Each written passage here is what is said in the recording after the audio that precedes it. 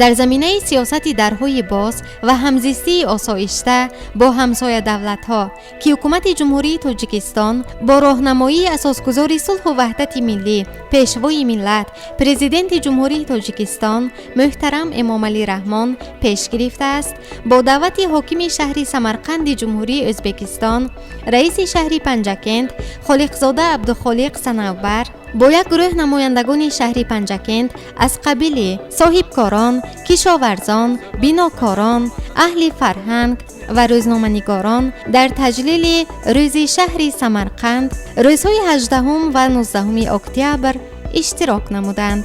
هیئت شهری پنجکند را در گذرگاه سرحدی جرتپه جمهوری ازبکستان نمایندگان حکومت و رئیس مرکز تاجیک و تاجیک زبانان ولایت سمرقند اکبر محمودوف و دیگر شخصان رسمی گرم و صمیمی پیشواز گرفتند. هیچ خرسندی که ما قرار نداره ما دوستان دیدیم در مهمان امروز سمرقند روز شهر سمرقند بود که از سال 96 سال است پیشواز گرفتیم میاد در شهر سمرقند. خیلی خرسند هستیم. ضمن استقبال مهمانان ذکر شد که محض با شرافت تشبس‌های نجیب پرزیدنت‌های جمهوری ازبکستان شوکت میرزیویف و جمهوری تاجیکستان محترم امامعلی رحمان رابطه‌های دو دولت وارد مرحله نو گردیدند. ضمن سفر رئیس شهر پنجکند خالقزاده عبدالخالق و نمایندگان شهر پنجکند در تنتنه‌ها بخشیده به روز شهر سمرقند که در آن نمایندگان برادر شهرهای این شهر باستانی از ممالک گوناگون اشتراک داشتند با مراسم گلچنبر گذاشتن در پایه مجسمه امیر تیمور آغاز یافت. در سمرقند و شهر سبز مجسمه امیر تیمور کشاده شده بود. هر دو شهر با آردن امیر تیمور مکافانیده شدند. خودی همان روز در میدان ریگستان شهر سمرقند سالگرد زادروز امیر تیمور با شکوه خاصه تجلیل کرده می شد. حاکم ولایت سمرقند ارکین جان توردیموف و حاکم شهر سمرقند فضلالدین عمروف، رئیس شهر پنجکند عبدالخالق خالقزاده و هیئت همراهانش را پذیرایی نمودند. بینندگان عزیز، ما در شهر سمرقند جمهوری ازبکستان قرار داریم. از سال 1996 18 اکتبر با قرار و پیشنهاد سابق پرزیدنت جمهوری ازبکستان اسلام کریموف همچون روز شهر سمرقند تجلیل کرده می شود. در مرکز شهر روز جشن سمرقند با تنتنه جشن گرفته شده ایستاده است. مسلم است که خلق‌های تاجیک و ازبک را تاریخ عمومی بسیار عصره و مشترکات فرهنگی و معنوی متحد می سازد. عرف و عادت، عنعنه‌ها، طرز زیست، ارزش‌های ملی‌مان آنقدر پیوست گشتند که ما را از همدیگر جدا نمودن ناممکن است.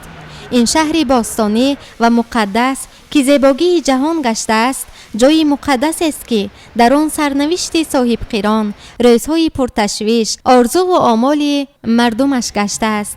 همزمان سمرقند رمز نیروی نابغه امیر تیمور است که ملت را ملت، دولت، افاده بی‌نظیر خود کرده است. هر نفری که در روز شهر سمرقند اشتراک داشتند نظر خود را چنین بیان می‌کردند. من جورایف مفتون جورایویچ راهبر رخش تاکسی در شهر پنجکند امروز با سرداری بیوسه رئیس شهر پنجکند عبدالخالق خالقزاده و یک قطار گروه همکاران بهر تجلیل روز سمرقند با شهر سمرقند آمدیم. برای تبریکات آمدیم که ما بیوسته قبول کردند و بعدا نزد هیکل پادشاه امیر تیمور گلمانی کردیم. من گفتنی هستم که دوستی تاجیکستان و ازبکستان باقی بماند جاویدان. واقعا مردم سربلند شهر سمرقند خوشنود از آن بودند که هر سال 18 اکتبر در شهر سمرقند همگان با چهره کشاد با لحظه خرسندی بخش این روز را تجلیل می کنند. همگان از پیشنهاد سابق پرزیدنت جمهوری ازبکستان اسلام کریموف خوشنود بودند. وقتی که ما امیر تیمور را یادآور می شویم با احترام سلطنت صاحب قران را یادآور می شویم، زیرا مفهوم امیر تیمور و سمرقند از هم جدا نشونده‌اند. Мы бы хотели поприветствовать вас и представить немецкий культурный центр, который сегодня, вот видите, участвует на дне города. Город наш – это жемчужина Великого Шелкового пути. И вот вы видите, у нас сегодня здесь скрипачи, дети, здесь сеньоры стоят, да? Это называется встреча трех поколений. Это передача традиций, которая сохранена на сегодня и действует в немецком культурном центре. سپس هیئت مهمانان از باغ مرکزی به نام علیشیر نوایی که نمایش وسیع محصولات خوراکواری، طعام‌های ملی و هنرهای مردمی محله‌های شهر سمرقند و مرکزهای فرهنگی ملی آن تشکیل کرده شدند، با راهنمایی رئیس شهر سمرقند دیدن نمودند. امروز ما در شهر بوستانی سمرقند در گهواره تمدن تاجیکان قرار داریم. خیلی نمایش‌های خوب است، خیلی سیاحت دلچسب است که امروز با گروه رفیقان، دوستان، همکاران در اینجا حضور داریم. برای مردم شریف سمرقند روز سمرقند مبارک باشد. Aziz samarqandliklar, mana bugun ajoyib kun, ajoyib bayram bugun, Samarqand shahar kuni. Shu munosabat bilan hammalaringizni, yurtdoshlarimizni, butun o'zbek xalqini, Samarqand xalqini mana shunday ajoyib kun bilan tabriklayman. Ularga faqat har kuni bayram bo'lishini tilab qolaman. حین بازدید از این نمایشگاه ها رئیس شهر با نمایندگان جمهوری بلاروس که به این جشنواره دعوت شدند اید به تحکیم رابطه های اقتصادی صحبت نمود. Я председатель городского совета депутатов города Бобруйска, Республика Беларусь. Сегодня впечатлений очень много. Я в Самарканде был вот в этот раз уже третий. В 1985 году, в 1997 и вот сейчас. Самарканд кардинально изменился. Причем, что самое главное, сохранили историческую часть города. Это очень важно, потому что это жемчужина не только Узбекистана, это всего Востока. И кроме этого, достаточно много было сделано в городе Кшос, потому что подсветка, улицы, все обновлено. То есть, с одной стороны, сохраняется историческая часть города, а с другой стороны, делается все новое для того, чтобы город становился краше. Этому впечатлений очень много. Ну и большой-большой, конечно, привет от всех бобручан и поздравления с Днем города всех самаркандцев. ما دانشجویان دانشگاه طبی شهر سمرقند هستیم و امروز خیلی خرسند هستیم که در تنتنه‌های روز سمرقند اشتراک داریم و خیلی می‌بینید ما از همه مناطق کشور اینجا تحصیل علم داریم. من خودم از پاکستان هستم و اینجا دانشجویان از تاجیکستان، قزاقستان، هند، چین و کره تحصیل میکنند. ما همه با هم دوست هستیم و اینجا از دسترنج‌های مردم خود به مهمانان به معرض تماشا گذاشتیم. ما از نام همه دانشجویان دانشگاه طبی شهر سمرقند همه را شادباش میگوییم. باقی تشکر زیاد. So, thank you so much. بله، سمرقند شهری قدیمه و مرکز ولایت سمرقند ازبکستان است و قسمت زیادی مردم این شهر قدیمه تاجیک زبان هستند. همگان می‌بولیدند که این روز را با یک شکوه و شهامت خاصه جشن می‌گیرند. همگان در کوچه و خیابان خوشی دارند و خرسندی. همداران عزیز، حالا ما در خیابان مشهور بولوار سمرقند یا که بولوار دانشگاه قرار داریم و اینجا با اشتراک مهمانان زیاد روز شهر سمرقند تجلیل کرده می شود. از جمله در این جشن هیئت کلان نمایندگان شهر پنجکند با سروری رئیس شهر محترم عبدالخالق خالقزاده اشتراک دارند. ما را در دیدبانگاه جرتپه سمرقندیان دوست با شادمانی پذیرایی کردند و ما از چهاربینی هایی که به مناسبت روز شهر سمرقند پیش بینی شده است اشتراک نمودیم و حالا این چهاربینی ها به گفت مسئولان شهر سمرقند دوام 3 روز ادامه می‌یابد.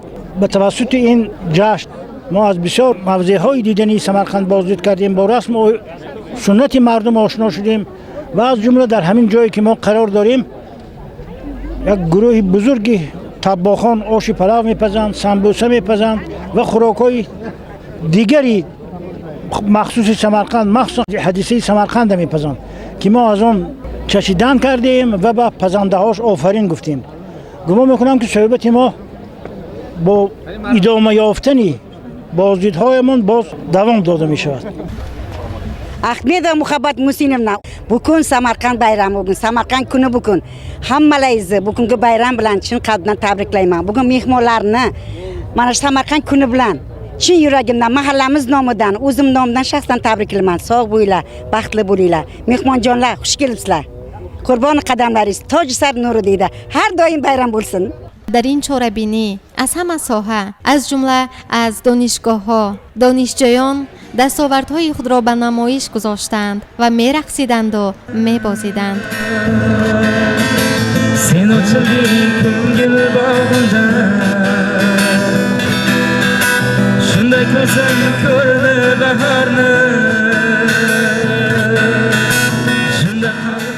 زیاده از 250 محله های شهر سمرقند در روز عید اشتراک داشتند. محله های باغ تیمور، کمال‌الدین بهزاد، ازبکستان، انهار، کوکسرای، ممتوت شهر سمرقند نیز اشتراک فعالانه داشته دسترخوان خود را با آرایشات مخصوص با پخت و پزهای دستی آرا داده بودند.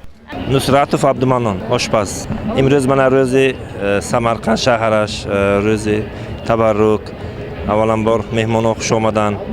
هم وقت من همین سمرقند منم خیلی تدبیرهای کلان شود. مهمانان بیان من رو بیا کنیم. منم رفته چند وقت رفته خدمت های نیک کردم. ده من نزدیکی به تویا رفتیم خدمت کنیم. من شما نام آمدتان. اولا بار خوش آمدتان. رحمت نوری دیده تاجی سر. مهمانان من سمرقند سمبوسش آش است، حلیسش است، نان سمرقند، بیچک سمرقند، مشهور همیشه در سمرقند. خوش آمدن مهمانا و میزبانا در شهر سمرقند. امروز یک bayram سمرقند روزی سمرقند. من Avlokluv Amirjon Avesto kompaniyasi menejerishmişim. من قریب 250 خیل assortimentamo هست. پیروژنی، دیسرت، ویپیچکا همه خیلی چیزا هست و کلان تورتیا تیار میکنیم سمرقند شهرش با 1994 سال سمرقند با امیر تیمور اوردینش دادگی همون روز بوده همین 18 اکتبر سمرقند روزش شده صبح میشد از بین همون من تورتی سمرقند کردگی تورتی رگستان همون با اوردینی امیر تیمور اوردینی امیر تیمور و امیر تیمور پامندیکش از نام کمپانی اوستا تبریک میکنیم همه دانی تئاتر لختک شهر سمرقند نیز برای مهمانان نمایش خود را با برنامه‌های خود نمایش می‌دادند.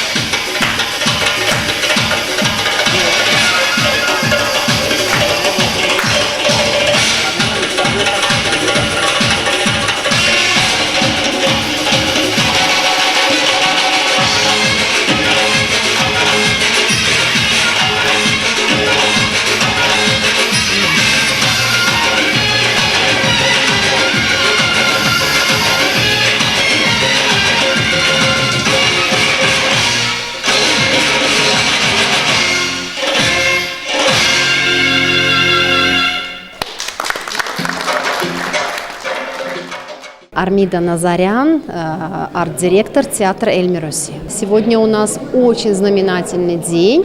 18 октября славный древний город Самарканд празднует свой день. И по этому случаю театр исторического костюма Эльмироси сегодня приветствует гостей с разных уголков мира. Мы очень рады тому, что гости в День города Самарканда посетили именно наш театр с тем, чтобы постичь, прочувствовать и понять великое наследие этого великолепного, исторического, богатейшего города, как центра Великого Шелкового пути. Поэтому от лица театра Эльмироси я поздравляю всех с Днем города и желаю Самарканду быть вечно молодым, прекрасным, развиваться, процветать и принимать все большее и большее количество гостей. бинандаҳои азиз, мо дар шаҳри Самарқанд қарор дорем. Инҷое ки мебинед ном дорад шаҳраки абадӣ. воқеан бубинед ки инҷо чӣ хел зебо ва макони сайёҳӣ аст.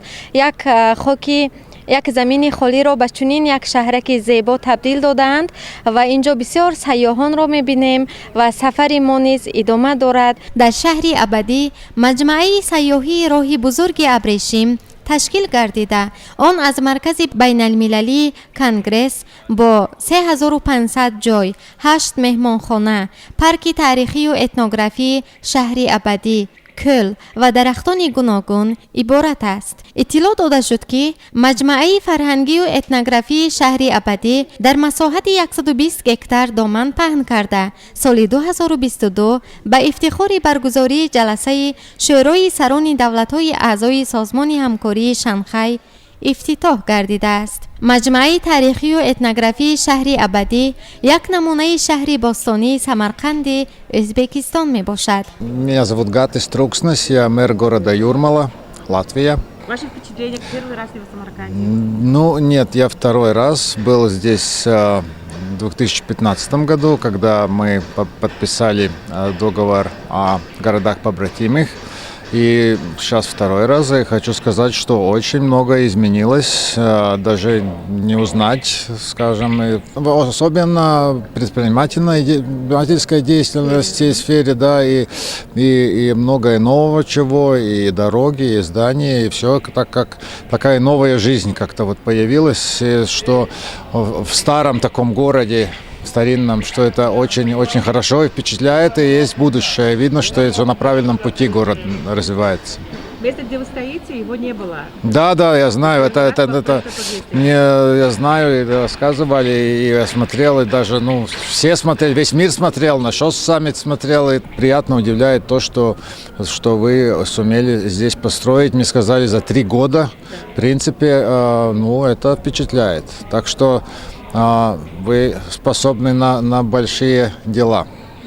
И ваши пожелания нашему народу Узбекистана? Пожелания так держать. Я думаю, что курс правильный. И вообще этот регион в мире, в принципе, с очень большим потенциалом, как мы сейчас в последнее время очень видим, и народ работолюбивый, и значит, очень тоже с большой историей, и с потенциалом, так что я думаю, что и мы подпишем тоже вот сегодня еще вот новый договор, уже с городом Самаркандом о конкретных целях на следующий год, которые хотим достичь совместно. Так что желаем всего хорошего в Узбекистане и города Самарканд. сайёҳон дар ин ҷо имкон доранд ки зимни тамошои кӯчаҳо бо таъриху фарҳанг ва маданияти мардуми шаҳри қадима шинос шаванд. маҷмаъа ҳамчунин муаррифгари ҳунарҳои мардумӣ ва таомҳои миллии минтақаҳои гуногуни Ӯзбекистон буда меҳмонон имкон доранд аз маҳсули дасти ҳунармандон барои хотира харидорӣ намоянд.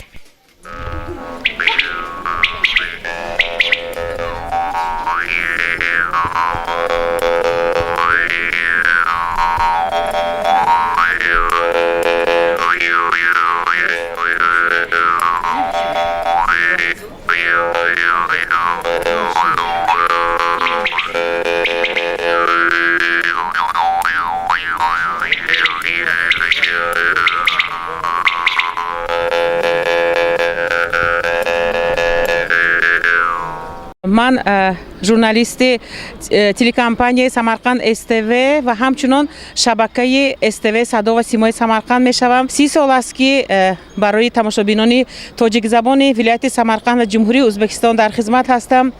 میدونید هنگام کشاده شدن مرزهای دو کشوری به همدیگر خویش و تبار، دو کشوری خواهر و دادر برادر، مردم سمرقند خیلی هم خرسند و سرفراز گشتند. ببینید که امروز نتیجه آن همین دوستی بوده است که تدبیرکاران، صاحبکاران، اهل علم و ادب، فرهنگ در سمرقند کهن شده از زمین برای ما بسیار هم نزدیک و قرین تاجیکستانی برادری صاحبکاران اهل علم و ادب آمدند و شهر ما را دیدن میکنند. در روز شهر سمرقند نیت‌های خود را بیان میکنند. من فکر دارم که در جایی که دوستی هست در همان جا درخت سبز میروید. در جایی که دوستی هست آسمان صاف و مصفا است. در جایی که دوستی هست مهر است و محبت است. در جایی که دوستی هست مردمان دو کشور همه وقت چون پیشینه مثل یک عائله زندگانی میکنند، چون که از انسان در زندگانی مهر و محبت و نغزی نیکی دوستی میماند. بگذار دوستی جمهوری ازبکستان و تاجیکستان ابدی ماند. و من امروز صاحبکاران اهل علم و ادب و تدبیرکاران به ولایت سمرقند تشریف آمدند. ما همه آنها را خوش آمدن نوری دیده تاجی سر میگیم. قلب ما دروازه شهر سمرقند برای تاجیکستانیان عزیز همیشه گشاده است. برای همین میگویم که دوستی را جستجو داریم ما، از امانی همیشه گفتگو داریم ما. همیشه آید به سمرقند و ما با چهره‌های گشاد با قلب گرم شمایان عزیزان را پیشواز میگیریم. تشکر زیاد. دوست آید گرم در آغوش گیر، رسمی خوبی تاجیک و ازبک را گم مکن. در تالار مهمانخانه موون پیک مراسم رسمی قبول رئیس شهر پنجکند و نمایندگان هیئت شهر از جانب حاکم شهر سمرقند برگزار شد. جانب‌ها تاکید نمودند که مناسبت‌های گوناگون جبهه دوستانه دو جمهوری همسایه به شرافت سیاست پیشگرفته راهبران کشورها، اساسگزار صلح و وحدت ملی، پیشوای ملت، پرزیدنت جمهوری تاجیکستان محترم امامعلی رحمان و پرزیدنت جمهوری ازبکستان محترم شفقت میرزیویف به سطح کاملا نو برآمده، حالا این نمونه روابط نیکی همسایگی و حل مسائل گوناگون در منطقه و جهان بهاگذاری کرده می شود. طرفها آمادگی خود را برای من بعد نیز گسترش دادن همکاری های اقتصادی، فرهنگی و دایره های صاحبکاری شهرهای پنجکند و سمرقند اظهار نمودند. و در آخر تحفه همچون رمزی دوستی و صداقت به همدیگر تقدیم نمودند. محمودوف اکبر غافرجانویچ رئیس مرکز تاجیک و تاجیک زبانان ولایت سمرقند. خیلی که شاعر میگوید هیچ شادی نیست اندر این جهان برتر از دیدار روی دوستان. ما امروز خیلی خرسند هستیم که با مناسبت روز شهر سمرقند مهمان ها از دولت های گوناگون تشریف آوردند و از جمله از مملکت همسایه از تاجیکستان باستانی از شهر پنجکند گروه ایجادکاران اهل فرهنگ صاحبکاران امروز تشریف آوردند و می‌بینند که در سمرقند باستانی 18 اکتبر از سال 1996 این جانب پیشواز گرفته می شود و امسال از عنعنه‌های دیگر ساله دیگرگونی‌تر کرده برای پیشواز گرفتن این بیرام روز شهر سمرقند زیاده از 10 مملکتی روی دنیا مهمان‌ها تشریف آوردند. ما خیلی سرفراز هستیم که سمرقند باستانی روز از روز گلگل شکوفان است و من باز یک خرسندی با یک مهر و با یک تمنا گفته می توانم که سالهای آخر ازبکستان جانجان ما با دولت‌های گوناگون از جمله با همسایه دولت‌های خود دوستی خود را از نو آغاز کرد. از جمله با دولت تاجیکستان خیلی دوستی ها از نو برقرار گردید. ما و شما گواه هستیم که رژیم های ویزا گرفته پرداختند و دوستی دو مملکت به درجه اتفاق برداشته شد. به قریبی بود که در سمرقند باستانی در تاریخ خود بار اول سمیتی شاست که پیشواز گرفته شد. زیاده از 10 مملکتی روی دنیا پرزیدنت های آنها تشریف آوردند و برای باز هم اتفاقی دوستی، همکاری، همدیگر فهمی پایه های نو، دوستی های نو گذاشته شد و من از فرصت استفاده برده تمام مهمانها را به سمرقند باستانی خوش آمدید. نوری دیده تاج سر میگویم. بگذار دوستی پاینده باد. بگذار روزهای همین خیلی نیک، روزهای بیرام، روزهای خرسندی بسیار شود و ما نیز فرزندان این دیار از جمله سمرقندیان برای روز شهر پنجکین و دیگر تدبیرها همچو برادر، همچو دوستی نزدیک تشریف بیاریم و ما باز انتظار میشویم در سمرقند بیایید که ما همیشه با دیدار شما انتظار هستیم. سپس رئیس شهری پنجکند با هیئت همراهانش و با دیگر مهمانان در تنتنه کنسرتی که در مرکز جوانان شهر سمرقند برگزار گردید اشتراک نمودند.